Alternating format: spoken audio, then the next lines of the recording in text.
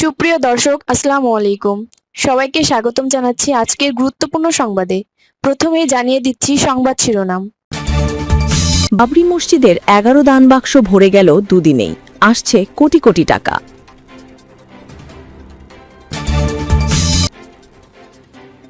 এদিকে কম্বোডিয়ায় বিমান হামলা চালালো থাইল্যান্ড।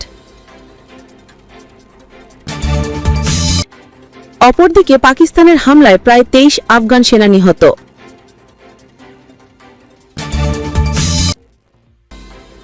এবং সবশেষে থাকছে, রাশিয়া ইস্যুতে হাত গুটিয়ে নিচ্ছেন ট্রাম্প। শুনছিলেন সংবাদ শিরোনাম, এখন বিস্তারিত। তার আগে ছোট্ট একটি আবেদন, যদি আপনি ন্যায় ও মানবতার পক্ষে থাকেন লাইক দিন। গাজা শিশুদের ভালোবাসা দেখাতে চাইলে কমেন্টসে লিখে জানান গাজায় শান্তি চাই। আর সাবস্ক্রাইব করুন আমাদের চ্যানেলটি, কারণ আমরা বলি সেই কথা যা অনেক মিডিয়া আড়াল করে। এখন চলুন বিস্তারিত দেখা যাক। বাবরি মসজিদের 11 দান বাক্স ভরে গেল দুদিনেই, আসছে কোটি কোটি টাকা। কলকাতায় রাজনৈতিক হুমায়ুন কবিরের প্রস্তাবিত বাবরি মসজিদের জন্য দানের ঢল নেমেছে। মোট 11টি দান বাক্স রাখা হয়েছিল সভাস্থলে, সেগুলো দুদিনেই ভরে গেছে পুরোপুরি। রবিবার রাতে বিশেষ মেশিন দিয়ে রুপি গোনা শুরু হয়। এখন পর্যন্ত 4টি বাক্স আর একটি বস্তা মিলিয়ে পাওয়া গেছে 37,33,000 রুপি। শুধু নগদ নয়, অনলাইনেও এসছে অনেক দান। কিউআর কোড স্ক্যান করে এখন পর্যন্ত এসছে 93 লাখ রুপি। তৃণমূল কংগ্রেস হুমায়ুনকে ইতোমধ্যে দল থেকে বরখাস্ত করেছে। 6 ডিসেম্বর তিনি বেলডাঙ্গায় বাবরি মসজিদের ভিত্তিপ্রস্তর স্থাপন করেন। সেই সভায় ব্যাপক ভিড় হয়েছিল। প্রায় 40,000 মানুষের জন্য শাহী বিরিয়ানির আয়োজনও ছিল। সেদিনই রাখা হয়েছিল স্টিলের তৈরি 11টি বড় দানবাক্স।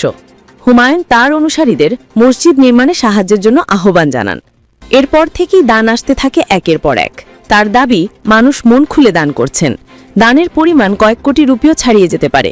রবিবার সন্ধ্যা 7টা থেকে রাত 12টা পর্যন্ত রুপি গোনা হয়। সোমবার বিকেল 5টা থেকে বাকি 7টি দানবাক্স খোলা হবে। আগের দিনের মতো একই 30 জন লোক টাকা গোনার কাজ করবেন। স্বচ্ছতা বজায় রাখতে পুরো প্রক্রিয়া সরাসরি প্রসারিত করা হচ্ছে। হুমায়ুনের ক্লোজ মহলের দাবি, দানের পরিমাণ তাদের ধারণার চেয়েও অনেক বেশি। বিদেশ থেকেও দান এসেছে। এত টাকা নিরাপদে রাখতে আলাদা ঘর করতে হবে। সেখানে থাকবে সিসিটিভি ও নিরাপত্তার ব্যবস্থা। প্রয়োজনে আরও লোক নেওয়া হতে পারে টাকা গোনার জন্য। ব্যাংকের সঙ্গেও আলোচনা চলছে। হুমায়ুন ঘোষণা করেছিলেন 6 ডিসেম্বর তিনি মুর্শিদাবাদে মসজিদের ভিত্তিপ্রস্তর রাখবেন। এই ঘোষণার পর থেকে তৃণমূল তার সঙ্গে দূরত্ব রাখতে শুরু করে।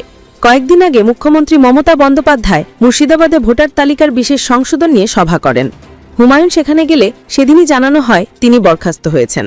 ক্ষিপ্ত হুমায়ুন সভাস্থল ছাড়েন এবং জানান 22 ডিসেম্বর নতুন দল করবেন। তিনি বলেন বেলডাঙ্গায় মসজিদ তিনি বানিয়েই ছাড়বেন। তার নতুন দল রাজ্যের আসন্ন নির্বাচনে 135 আসনে লড়বে। এদিকে কম্বোডিয়ায় বিমান হামলা চালালো থাইল্যান্ড।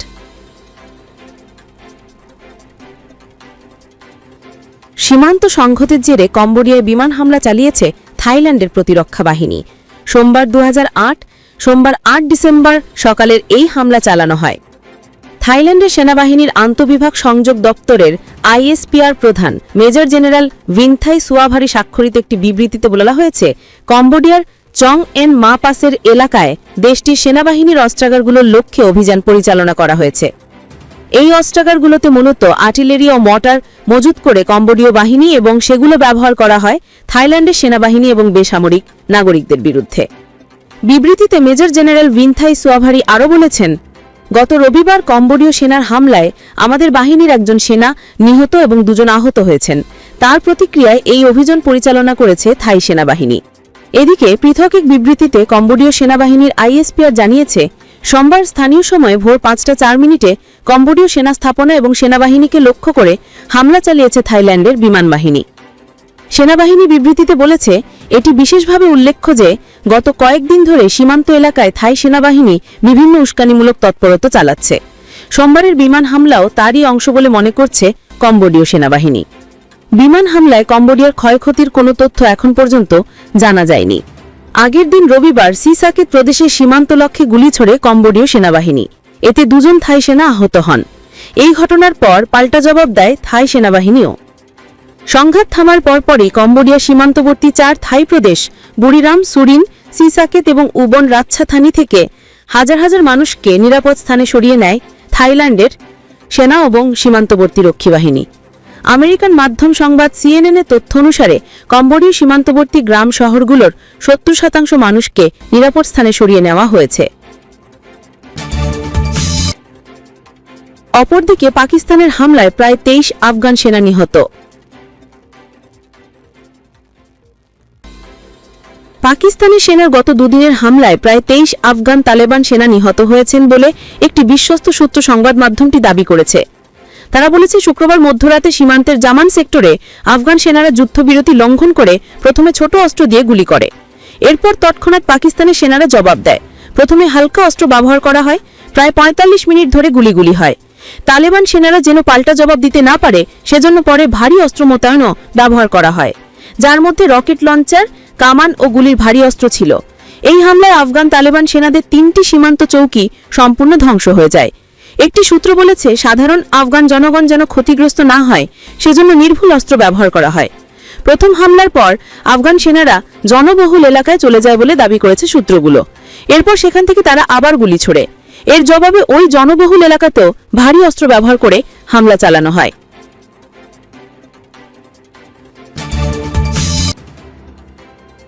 এবং সবশেষে থাকছে, রাশিয়া ইস্যুতে হাত গুটিয়ে নিচ্ছেন ট্রাম্প।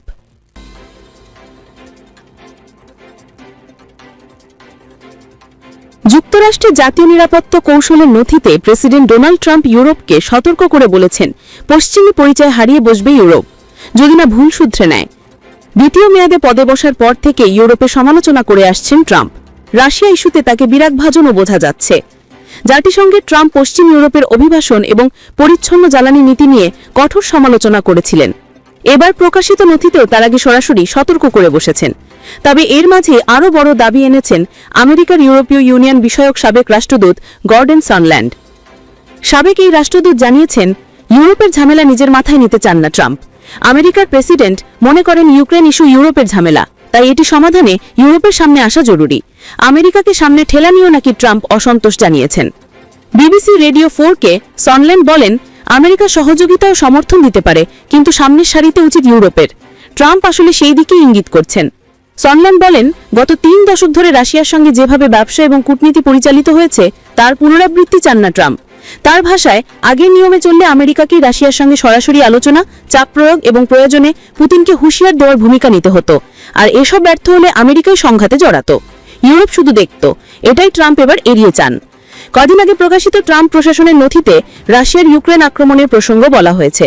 সেখানে জানানো হয়েছে, রাশিয়ার সঙ্গে সম্পর্ক নিয়ে ইউরোপে আত্মবিশ্বাসের অভাব রয়েছে। ইউরোপের সঙ্গে রাশিয়ার সম্পর্ক পরিচালনায় আমেরিকাকে উল্লেখযোগ্যভাবে জড়িত থাকতে হবে বলে নথিতে বলা হয়েছে। আমেরিকার ইউরোপীয় ইউনিয়ন বিষয়ক সাবেক রাষ্ট্রদূত মনে করেন, রাশিয়া ইস্যুতে এখন থেকে আমেরিকা থাকবে সহায়ক ভূমিকায়। তিনি বলেন, ট্রাম্পের দৃষ্টিতে রাশিয়া সংক্রান্ত যে কোনো বড় উদ্যোগে নেতৃত্ব এখন ইউরোপেরই নেওয়া উচিত, আর আমেরিকা থাকবে সহায়ক ভূমিকায়। এদিকে ইউক্রেনের প্রেসিডেন্ট ভলোদিমির জেলেনস্কি নিয়ে হতাশা প্রকাশ করেছেন ট্রাম্প। ইউক্রেন সংঘাত সমাধানের জন্য আমেরিকার প্রশাসন যে খসড়া শান্তি প্রস্তাব প্রস্তুত করেছে তা এখনো জেলেনস্কি পড়েননি।